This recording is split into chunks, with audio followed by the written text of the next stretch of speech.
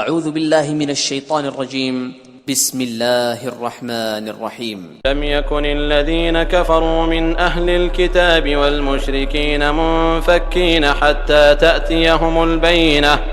جو لوگ کافر ہیں یعنی اہل کتاب اور مشرک وہ کفر سے باز رہنے والے نہ تھے جب تک کہ ان کے پاس کھلی دلیل نہ آتی. رسول من الله يتلو صحفا مطهرة یعنی خدا کے پیغمبر جو پاک اوراق پڑھتے ہیں فيها كتب قيمة جن میں مستحکم آیتیں لکھی ہوئی ہیں. وما تفرق الذين أوتوا الكتاب إلا من بعد ما جاءتهم البينة. اور اہل کتاب جو متفرق و مختلف ہوئے ہیں تو دلیل واضح کے آنے کے بعد ہوئے ہیں. وما أمروا إلا ليعبدوا الله مخلصين له الدين حنفاء ويقيموا الصلاة ويؤتوا الزكاة وذلك دين القيمة.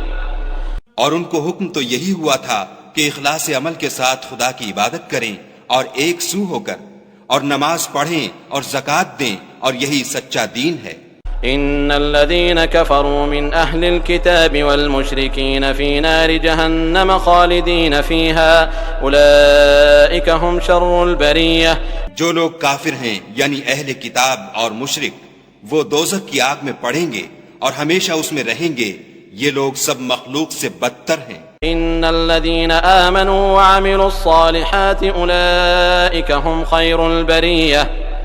اور جو لوگ ایمان لائے اور نیک عمل کرتے رہے وہ تمام خلقت سے بہتر ہیں. جزاؤهم عند ربهم جنات عدن تجري من تحتها الأنهار خالدين فيها أبدا رضي الله عنهم ورضوا عنه ذلك لمن خشي ربه. ان کا صلہ ان کے پروردگار کے ہاں ہمیشہ رہنے کے باغ ہیں جن کے نیچے نہریں بہ رہی ہیں. ابد الآباد ان میں رہیں گے.